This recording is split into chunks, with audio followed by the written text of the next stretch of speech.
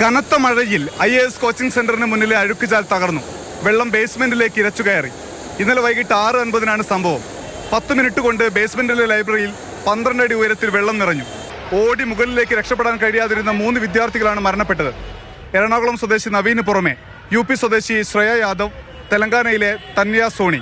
സമയത്തൊരു 40 കുട്ടികളുടെ മുകളിൽ ഉണ്ടായിരുന്ന ലൈബ്രറിയിൽ ഫുള്ളി എയർ കണ്ടീഷൻ റൂമാണ്, ഡോർസൊക്കെ ക്ലോസ്ഡ് ആയിരുന്നായിരിക്കും. അപ്പം അവസാനം 2-3 കുട്ടികൾക്ക് ഇറങ്ങാൻ പറ്റിയിട്ടില്ലായിരുന്നു. അപ്പം അവരാണ് ട്രാപ്പായി പോയത്. ബേസ്മെന്റിലെ വെള്ളം വറ്റിച്ച് രാവിലെയാണ് രക്ഷാപ്രവർത്തനം പൂർത്തിയാക്കിയത്. കുറ്റക്കാർക്കെതിരെ നടപടി ആവശ്യപ്പെട്ട് വിദ്യാർത്ഥികൾ രാത്രി മുതൽ സമരത്തിലാണ്.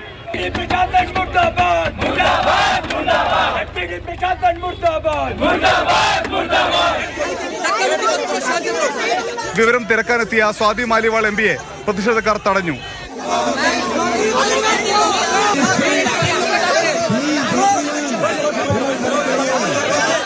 വി ശിവദാസ് MP ഉൾപ്പെടെ സ്ഥലത്തെത്തി.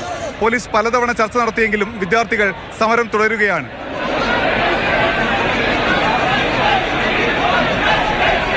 ഓവുചാലിലെ വെള്ളം ബേസ്മെന്റിലേക്ക് കടന്ന് ക്ലാസ് മുറിയിലുള്ള വിദ്യാർത്ഥികൾ മരണപ്പെടുക.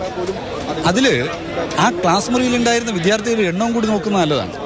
അവിടെ വളരെ ചെറിയൊരു സ്പേസിൽ ഒരുപാട് കുട്ടികളെ കൊണ്ടുപോയിട്ടങ്ങ് തള്ളിയിടുക.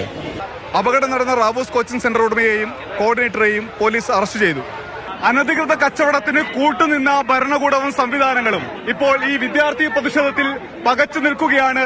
ഡൽഹിയിലെ രാജേന്ദ്ര നഗറിൽ ജിഷ്ണു ബാലകൃഷ്ണനൊപ്പം ഡൽഹിയിൽ നിന്ന് അനൂപ് ദാസ്, മാതൃഭൂമി ന്യൂസ്.